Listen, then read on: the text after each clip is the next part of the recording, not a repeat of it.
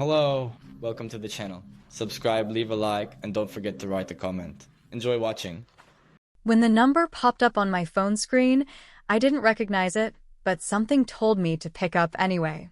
Maybe it was the way my stomach twisted, or the fact that it was Tuesday morning and I'd already dealt with 3 fire drills at work, none of which had anything to do with actual fire. I said hello and braced myself, and sure enough, it was a woman with a pleasant voice from a bank I'd never had an account with, Evergreen Trust. That should have been the first red flag. I don't do banks with names that sound like candles or funeral homes. She said there was a late payment on a personal loan under my name, taken out just under 3 months ago. My first reaction was that it had to be some kind of phishing scam. I don't borrow money. I don't even like borrowing sugar. But then she read my social security number back to me, digit by digit, and my stomach didn't just twist, it dropped. I asked her to send me the documents. I was trying to stay calm, trying to keep my voice even like I always do, like I was trained to do since I was a kid, the sensible one, the calm one, the good daughter. She emailed over the loan paperwork. And there it was. My name, my address. My goddamn signature, which looked like mine but not quite, like someone had watched me sign a birthday card once and tried to copy it. The loan was for $27,000, payable over 60 months. I stared at the screen for a long minute before I even moved, and then, before I could talk myself out of it, I called Derek. He picked up on the 3rd ring, probably thought I was calling to ask how his weekend was, or to check if Mom's birthday present got there on time.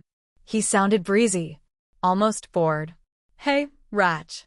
What's up? I didn't bother with small talk. Did you take out a loan in my name? I asked, just like that, straight to the point, voice flat. He didn't even flinch. Didn't ask what I was talking about. He just let out this little scoff laugh and said, well, yeah, but it's not a big deal. You'll pay it, like always. That sentence hit me like a punch to the chest. Like always. That was the phrase. That was the damn script. Derek screws up, and I clean it up. Derek makes a mess, and I put on gloves and handle it. Like always. I didn't yell. I didn't cry. I didn't even hang up. I just sat there, holding the phone, while he went on about how his business was just getting started, and this was just a small speed bump, and how I shouldn't overreact because we're family. And then he said, you know, Mom and Dad wouldn't want you to make this into a thing. And that was the second punch, right after the first one. Because I knew what was coming next. I called my parents. They were at the kitchen table when I got there, Mom sipping tea, Dad half listening to a radio program about car maintenance, like he always does on Tuesdays. I laid it out in plain language. Derek committed fraud. He forged my name. He stole from me. I expected at least a flash of anger. A jolt of surprise. Something. But what I got instead was that tired sigh Mom always lets out before she tells me I'm being dramatic. It's just money, she said. He's your brother. As if that explained everything. As if that fixed it.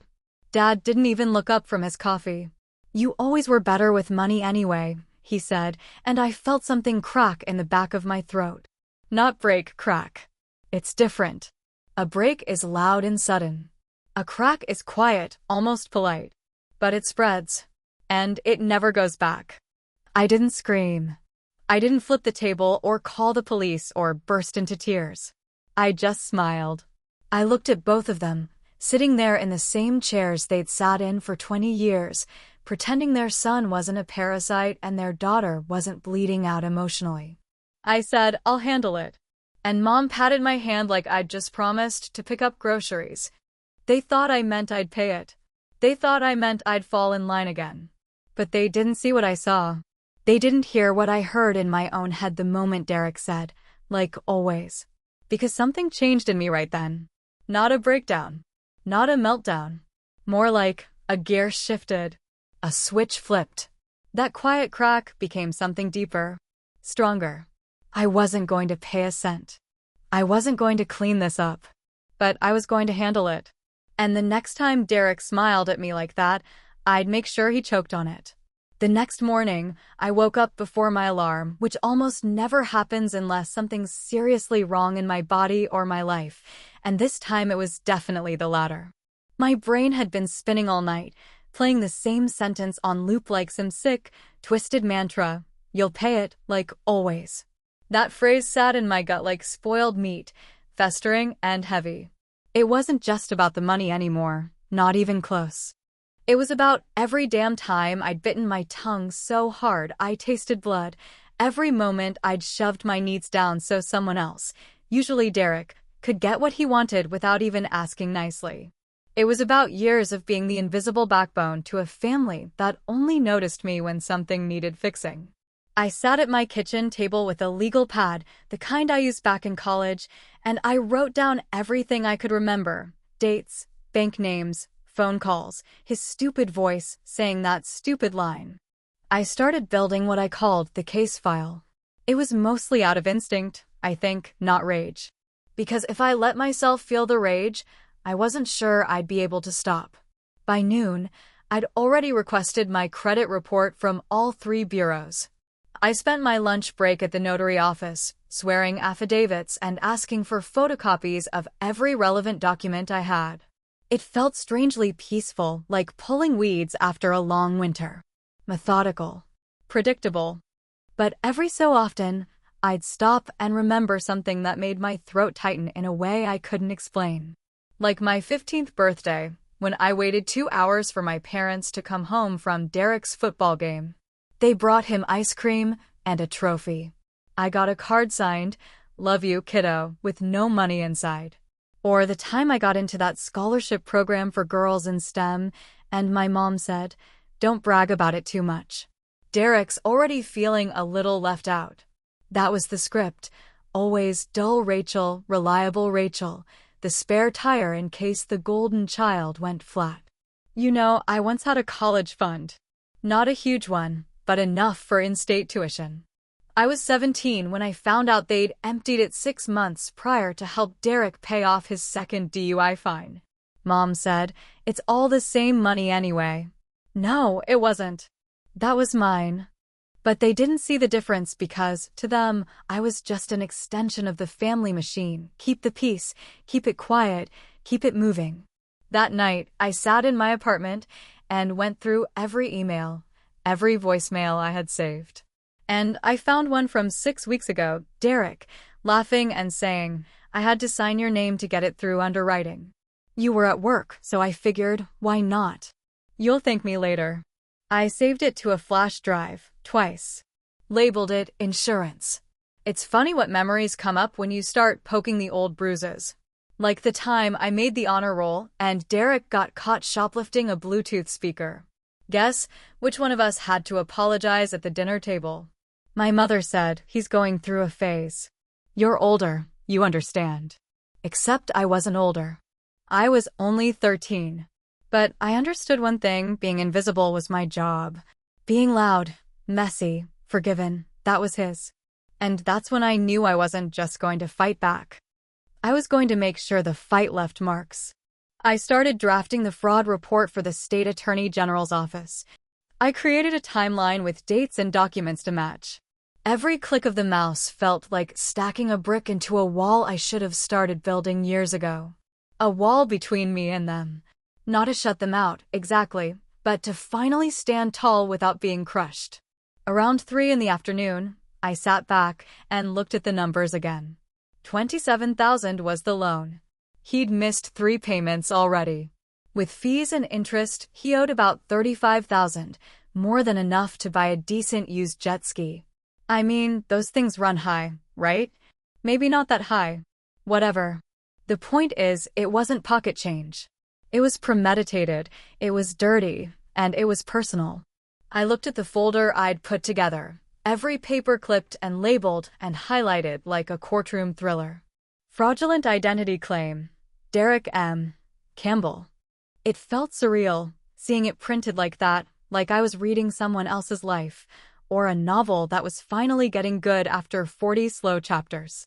I didn't cry. Not yet. I didn't even flinch when my mother left a voicemail later that evening saying, "Just talk to him, honey. He's your brother." As if being related gave him some invisible pass, a kind of built-in immunity from consequences. I listened to the message once, then deleted it. I'd spent my whole life cleaning up after a grown child while being told I was the selfish one. But not anymore. Not this time. The next morning, I parked my car in front of the courthouse, folder in hand, spine straight. And I walked through those glass doors with that file pressed to my side like armor. I wasn't just here to report him. I was here to become someone else, someone visible. Let them all find out the hard way what happens when the quiet one finally speaks. I knew the papers had been delivered before my phone even rang, because I'd specifically paid the extra $35 to have them served on a Saturday morning, knowing full well that Derek liked to sleep in late on weekends, especially now that he was trying to impress that new girlfriend of his, the one with the bleached hair, the real estate license, and the Instagram full of filtered ocean quotes about karma. I'd imagined it more than once, her standing beside him in his doorway, barefoot and curious, while a server in a windbreaker handed over a manila envelope thick with consequences. And when my phone finally buzzed, just a little after 11, I didn't hesitate to pick it up. I didn't flinch. He didn't even say hello. "Are you ****ing kidding me?" he barked, his voice already climbing into that pitch he always reached when he knew he'd finally gone too far but couldn't bring himself to say sorry. "You actually filed this? Like in court? What the hell is wrong with you?" I didn't answer immediately. I let the silence stretch for a few beats, let him hear the weight of it. "No, Derek," I said slowly, calmly, in that tone he's always hated, because he knows it means I'm past the point of yelling. "What's wrong with you?" He went on a rant, like I expected. Said it was a misunderstanding. Said it was just a favor that got a little complicated. Said I could have come to him directly instead of embarrassing him in front of someone important. "You mean your girlfriend?" I asked, pretending not to hear the wheeze of rage behind his breathing. "Yeah," he snapped, "and she's already asking questions about my credit. She thinks I'm a criminal now, Rachel. Do you get that? Do you understand what you've done?" I almost laughed, but I kept it in. "Yeah," I said, "I understand exactly what I've done." After he hung up, because of course he hung up, I sat down on my couch with a cup of tea and waited for the next wave to hit. It didn't take long. By 4 that afternoon, Mom called, her voice tight and tired like it always got when she was about to say something insulting, but in that overly sweet tone she used to pretend it was advice. "Honey," she started, "I heard from Derek. I'm sure this is all a big misunderstanding. But taking your own brother to court? Doesn't that feel a little extreme?" I stared at the wall for a long second before answering. "You said it yourself, Mom," I said softly. "He's my brother. So why'd he steal from me?" There was a long silence on her end. Then the classic deflection, "You know your father isn't feeling well lately. All this stress, it's not helping." I nearly choked on my own tongue. "And whose fault is that?" I asked. "Mine? For not swallowing this like every other thing he's done? Or Derek's, for committing a felony in broad daylight?" I could hear her breath catch.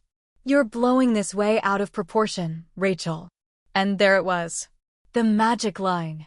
The eternal chorus. The one they sang any time I dared to draw a boundary or even just point at the mess and ask why I was always the one expected to clean it up. I ended the call politely but firmly. Then I turned off my phone and let the silence settle in my apartment like fresh snow, clean, heavy, quiet. That night, for the first time in weeks, I actually slept. It didn't last long, though. Monday morning came with its own kind of storm. I was in the break room at work, halfway through a lukewarm coffee and a dry granola bar, when I felt the shift in the room's energy. You know that moment when everyone gets a little too quiet, like someone's just walked in who doesn't belong? I turned around slowly, and there he was, Derek, standing by the vending machine like he was shopping for gum, but looking straight at me with the kind of eyes you only see in people who just realize the safety net is gone. "What the hell are you doing here?" I asked, keeping my voice low but steady. He glanced around like he knew he shouldn't be there, but had run out of better ideas. "We need to talk," he said. This has gone too far. I'm serious, Rachel. I crossed my arms, refusing to step an inch closer. You're trespassing. Leave now or I call security. He didn't move right away. He stood there like a statue made of guilt and sweat, trying to come up with a line that might still work. I'll pay you back, he said. I'll figure it out.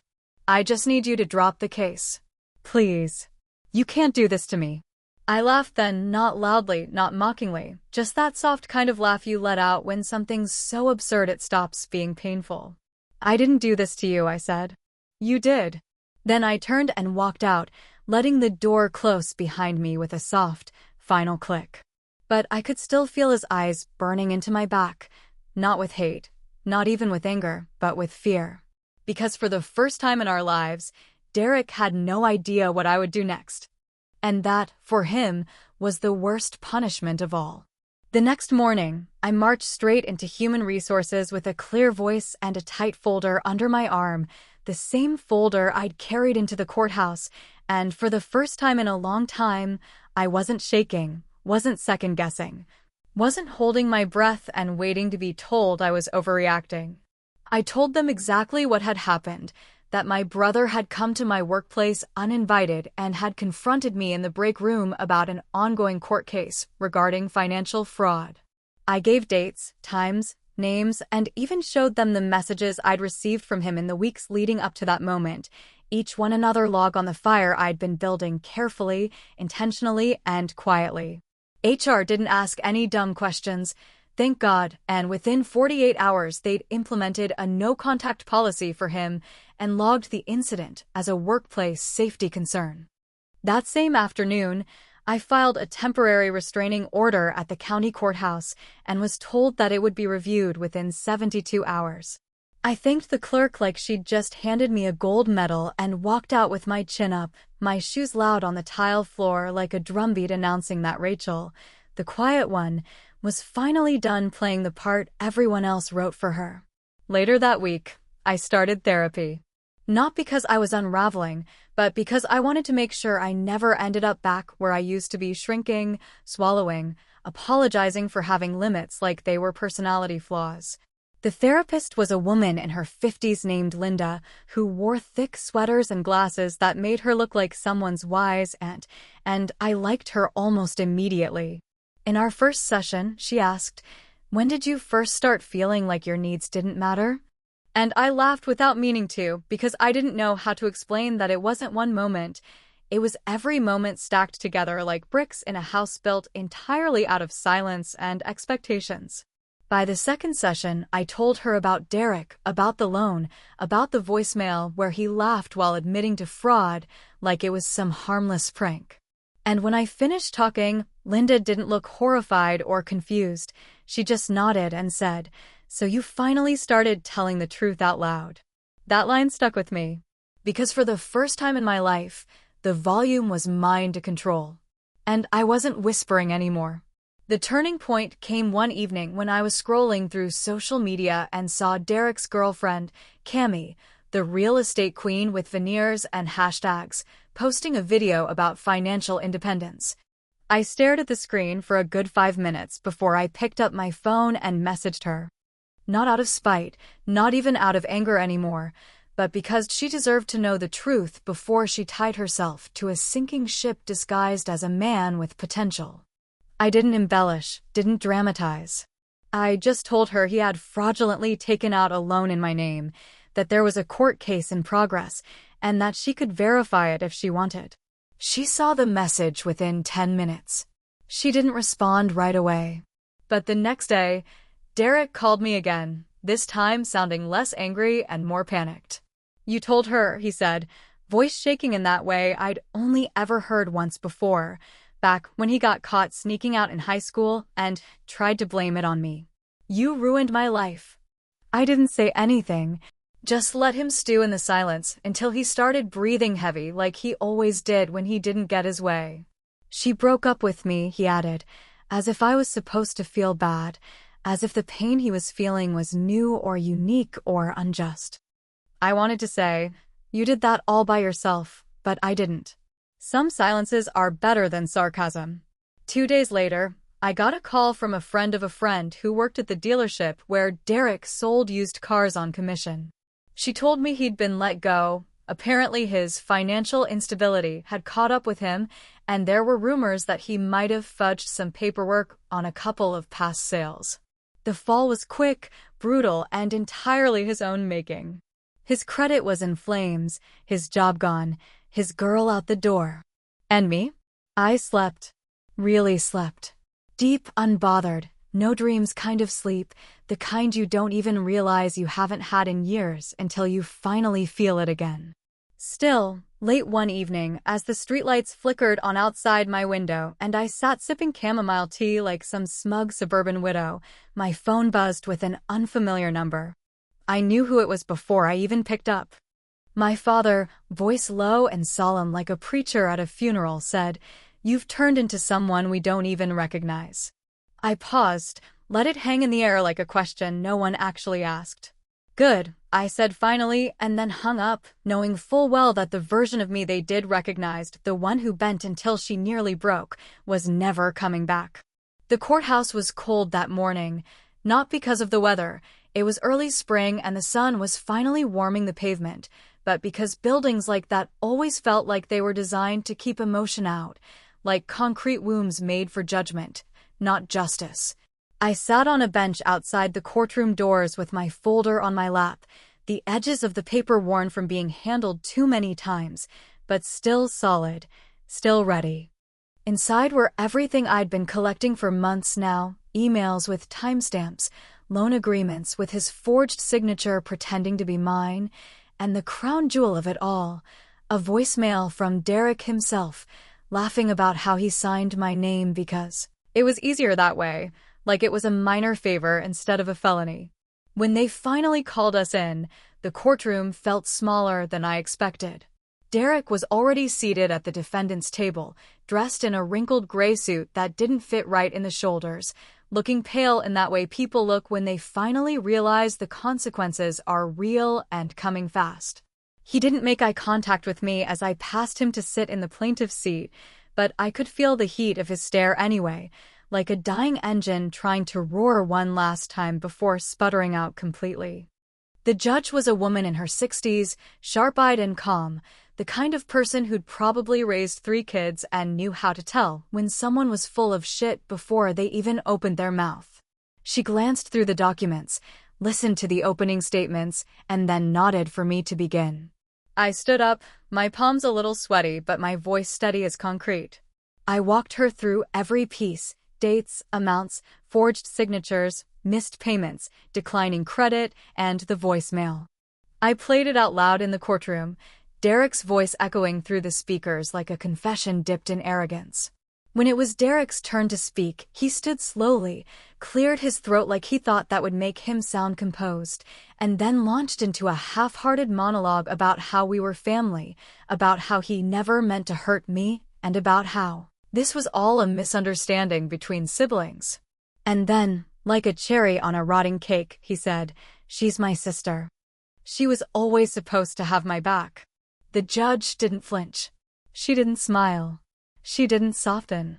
She simply leaned forward and asked, "So you're confirming that you signed her name without her knowledge?" Derek blinked, mouth twitching. "Well, yeah, but," and that was it. That was the moment.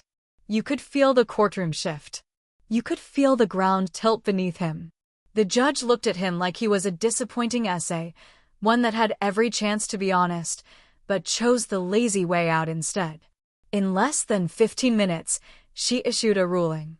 Derek would be responsible for full restitution, including fees, legal costs, and damages. The judgment would remain on his credit report for at least 10 years unless he paid in full. She said he was lucky I hadn't pressed for criminal charges, and lucky again that I wasn't asking for punitive damages. But what she didn't say, and what we all knew, was that the damage was already done. Not just to his credit or to his bank account, but to every illusion he'd built about being untouchable just because he was loved. We exited the courtroom separately. I didn't look back. I didn't need to. I'd spent enough of my life looking backward, checking my words, watching my tone, wondering if maybe I was too much or not enough. I stood on the courthouse steps, breathing in the air like it was the first time I'd ever filled my lungs on my own terms. And that's when she appeared, my mother. She didn't say hello. She didn't ask how I was. She just walked up beside me, barely glancing at the papers still clutched in my hands, and whispered, "You should have just helped him." That one sentence didn't hurt the way it used to. Not anymore. Because now I could see it for what it really was, a demand to keep playing dead so the family didn't have to face its reflection. I said nothing. I didn't nod. I didn't argue. I just walked past her, down the courthouse steps, and toward my car. The engine started with a soft rumble. I didn't even turn on the radio. The silence was better. Cleaner. On the way home, I passed by the diner we used to go to on Sunday mornings when we were kids, the one with the cracked vinyl booths and the burned coffee. I didn't stop. I just watched it blur past the window like a ghost of something that never quite belonged to me the way it was supposed to. That night, I didn't call anyone. I didn't scroll through messages. I didn't cry. I just lay in bed, staring at the ceiling, letting the quiet settle over me like a warm blanket stitched from something brand new. Freedom, maybe? Or peace. Or just the absence of guilt. Did I go too far? Maybe. But sometimes, the only way to stop a fire is to burn everything that feeds it. You pull the root out by the teeth and let the soil rebuild itself, even if it stays scorched for a while. People still ask if I ever collected that money. Truth is, I don't tell them. Some things aren't about the check or the verdict. Some things are about the scar. About showing it to the mirror and saying, "Look what I survived." Derek doesn't call anymore. Neither does Mom. The last family dinner was 2 months ago, and it ended in total silence, forks scraping plates like nails on chalkboard. And maybe that silence is the loudest I've ever been.